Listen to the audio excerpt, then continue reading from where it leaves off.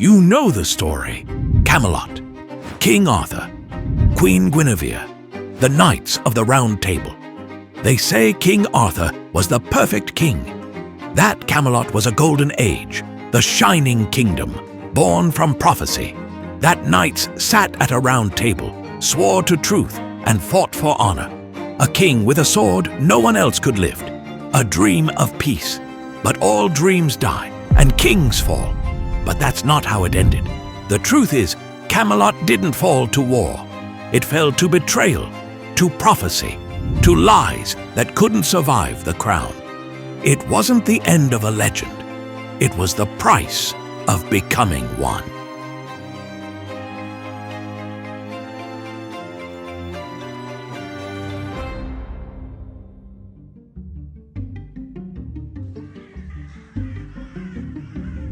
Back in the early days of Britain, kings didn't just fight wars. They made deals with wizards. Uther Pendragon was king, powerful, brutal, and completely obsessed with a woman who wasn't his. Her name was Igraine. She was married, but Uther didn't care. So he went to the one person who could make the impossible happen, Merlin. And Merlin delivered. He used magic to disguise Uther as Igraine's husband. That night, while the real husband was in battle, a battle Uther likely started. Uther slipped into her bed disguised as her husband. Igraine had no idea, but now she was pregnant. That child would become King Arthur. But Uther didn't get to keep him, because magic always comes with a price. Merlin had made a deal. He wanted the child, and Uther said yes. So when Arthur was born, Merlin took him. No royal nursery, no crown, no throne. Arthur was raised by a knight named Sir Ector, just a kid, living in someone else's house with no idea who he really was. He wasn't special. He wasn't chosen. Not yet. After Uther died, Britain fell apart. No heir, no peace, just chaos. That's when a sword appeared, stuck in a stone, right in the middle of London. Nobody knew where it came from, but the words on it were clear. Whoso pulleth out this sword of this stone, and anvil is right-wise king born of all England. Knights tried, lords tried, everyone failed. Until one day, a teenager about 15 years of age walks by. His name? Arthur. He wasn't there to prove anything. He wasn't even a knight. He was just running an errand for his foster brother, who forgot his sword. So Arthur sees one, sticking out of a rock, and pulls it. Just like that. He didn't know what he'd just done, but everyone else did. He wasn't just a boy anymore. He was the king. Not everyone liked it. A kid with no noble blood, raised in secret, crowned by a rock. The nobles were furious, but Merlin stood by him, because Merlin had planned this from the beginning. He wasn't just a wizard. He was an architect of the kingdom, of the throne, of the myth. Merlin had been playing the long game, building a legend, one step at a time. And he didn't just teach Arthur how to rule. He taught him why it mattered.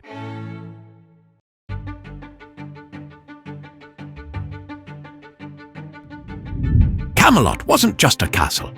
After Arthur pulled the sword from the stone, he didn't just take the crown. He rebuilt the world.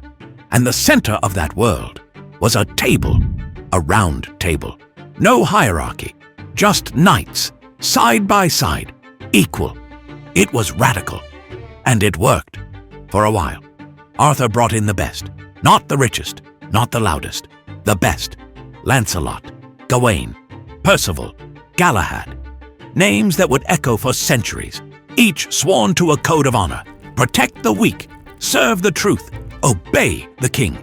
It was order in a chaotic world. And at the heart of it all, Arthur, the once forgotten boy, now the dreamer king. But every kingdom needs a queen. Her name was Guinevere, and her marriage to Arthur wasn't just love. It was strategy. She was royalty. He was trying to unify fractured kingdoms. Their wedding was both alliance and affection, and at first, it looked perfect. Then came Excalibur, not the sword from the stone.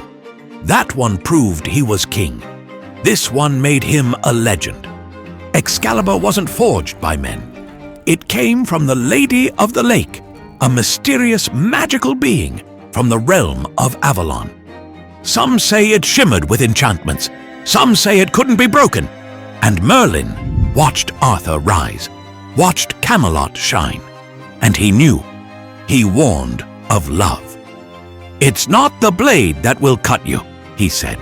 "It's the heart."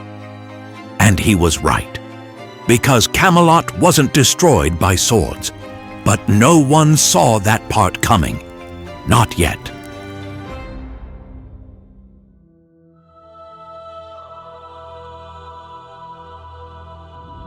Before he was the greatest knight who ever lived, he was just a child, carried into mystery. The Lady of the Lake found him, raised him in a realm untouched by time, a boy shaped not by men, but by magic. She named him Lancelot du Lac, Lancelot of the Lake, and from the beginning, he was destined for greatness, not because of strength, but because of devotion. He rode to Camelot and became the greatest of Arthur's knights, undefeated in battle, unmatched in honor, unshakable in loyalty, until he met her, Queen Guinevere, Arthur's bride, and suddenly his loyalty was split between king and heart. Lancelot was everything Camelot was built to be: loyal, brave, unshakable, Arthur's right hand, his greatest knight, his closest friend. And the one thing Camelot didn't protect against was love. Guinevere wasn't just a queen. She was fierce, sharp, and royal in every sense of the word. Lancelot respected her, admired her, and somewhere between admiration and devotion, he fell. She did too. They tried to fight it. For Arthur, for the kingdom, for everything they believed in. But love doesn't care about honor. It doesn't follow the rules. The affair started in secret. Everyone knew something was wrong, but no one wanted to say it. In most versions of the Arthurian legend, King Arthur did know, or at least suspected, the affair between Lancelot and Guinevere. But as king, his response was complicated by duty, love, and politics. But secrets don't stay buried forever.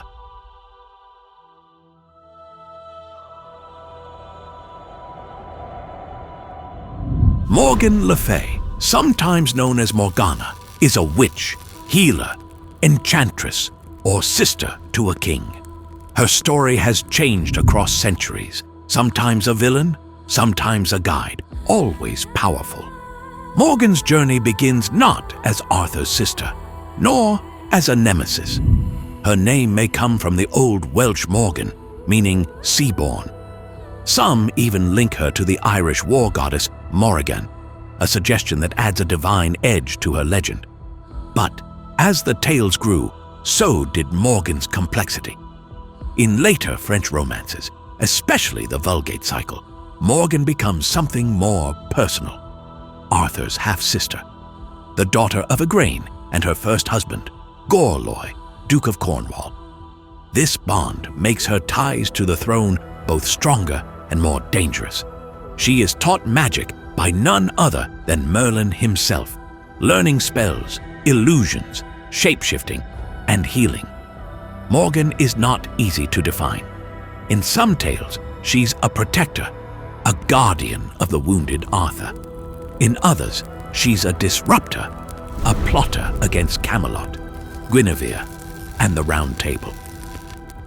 Morgan Le Fay's story is a legend of its own, full of magic, betrayal, and power plays that never made it into Arthur's version of history.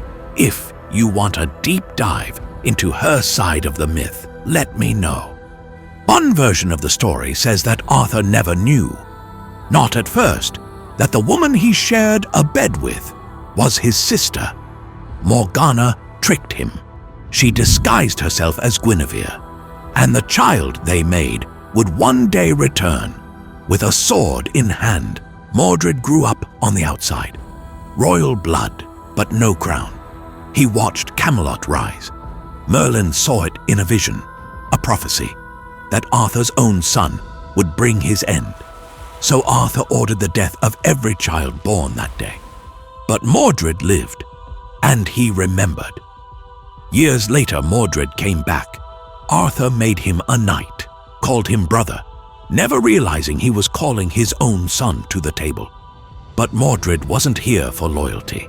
He saw what Camelot really was, a kingdom built on secrets, on lies, on sins Arthur buried. And so Mordred dug them up. With one truth, he broke the court in half.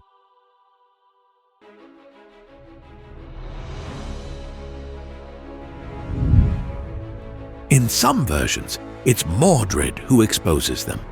In others, it's the court itself, sick of pretending. Either way, it breaks everything. Guinevere is condemned. Lancelot rescues Guinevere at the last moment, storming the execution site in a dramatic clash with Arthur's knights. The rescue sparks civil war, fracturing the Round Table as loyalties divide. Lancelot flees. With the kingdom torn from within, Camelot begins to collapse.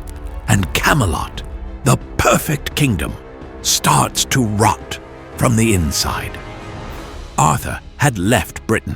He was across the sea, chasing Lancelot. So while the king was gone, Mordred made his move. He spread the lie that Arthur was dead. He crowned himself king. He took Guinevere, not just the throne, but the queen too. And when Arthur returned, it wasn't to a kingdom, it was to a battlefield.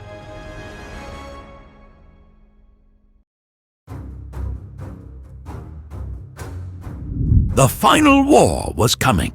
They met at Camlann, Arthur and his army, Mordred and his traitors.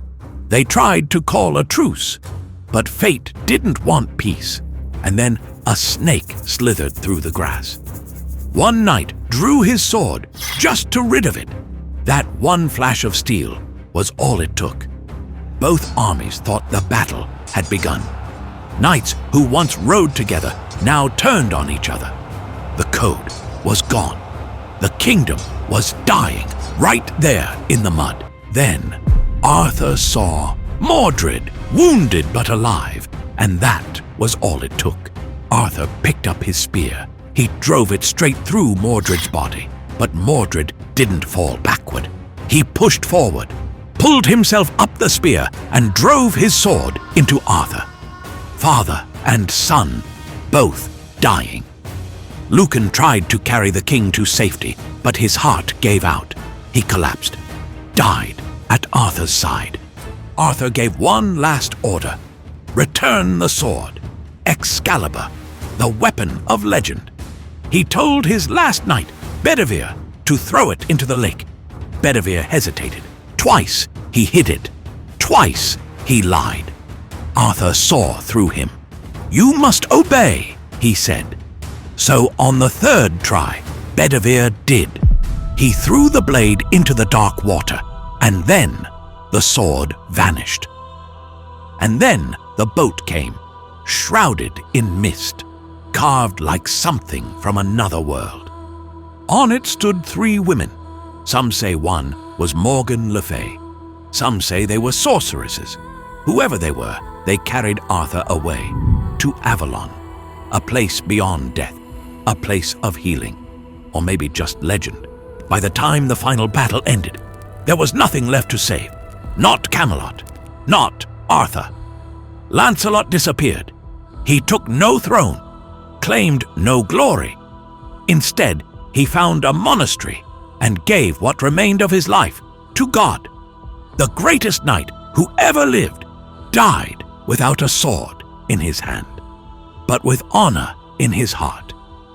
In Le Morte d'Arthur by Sir Thomas Malory, Guinevere enters a convent after Arthur's death. There, she devotes herself to God in repentance. She never remarries and dies peacefully, mourning Arthur to the very end. Morgana le Fay. She was last seen walking into the mist. No crown, no grave, no ending. They say Merlin vanished when Camelot fell. Some say he was sealed in a cave, or that he walked into the forest and became part of the land. But maybe he stayed, not to guide kings, not to cast spells, but to wait. Merlin wasn't a sorcerer of war. He was a builder, a mentor. He didn't raise castles with his hands. He didn't give Arthur power. He gave him purpose, because Merlin always knew power fades, but ideas last. Maybe the dream doesn't need a king. Maybe it just needs someone to believe again. And maybe that's why Merlin is still here, not to bring back the past, but to make sure someone carries it forward. Someone to remember why it mattered. Some say Arthur died that day. Others say he sleeps, waiting for the day Britain needs him most. That's the prophecy. That's the myth. That's why they call him the once and future king. It started as a way to hold on to hope after everything else was gone. But it grew fast. In Wales and Cornwall, people clung to the story. They said Arthur would come back to drive out the invaders, to reclaim the crown, to restore the kingdom. Even in the 1100s, chroniclers were still writing, Arthur's grave is nowhere seen, so the people believe he'll return. And that belief, it wasn't just for legends. Kings used it. Empires used it.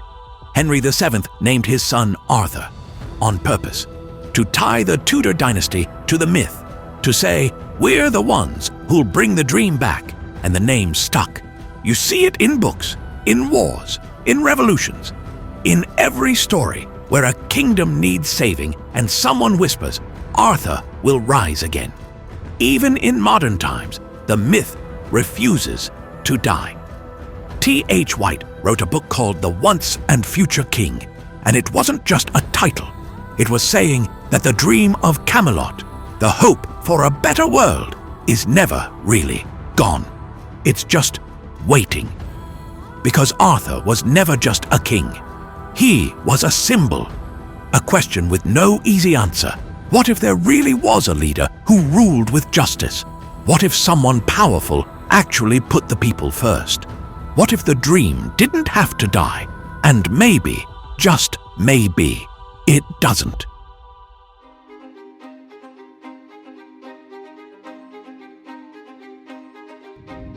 Camelot didn't last. The kingdom fell. The table broke. The king was carried into the mist. But if this was just about a king, it would have been forgotten. The legend doesn't survive because of the battles. It survives because of the dream. Even when the sword was thrown away, even when the halls went silent, even when the final chapter was written in blood, people still believed. They believed Arthur was out there, in Avalon, in the hills, in the mists, waiting. Not because they needed a king, but because they needed the idea of one. A leader who would come back, not for glory, but for the people. Because the truth is, Camelot fell. But the story didn't end. It never does.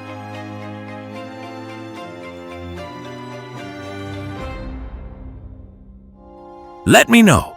Do you think there's some truth to Arthurian legend, or that Arthur might have been a real person? If you made it this far and liked the video, don't forget to leave a like and subscribe to become part of the growing community of mystic seekers. Thanks for watching.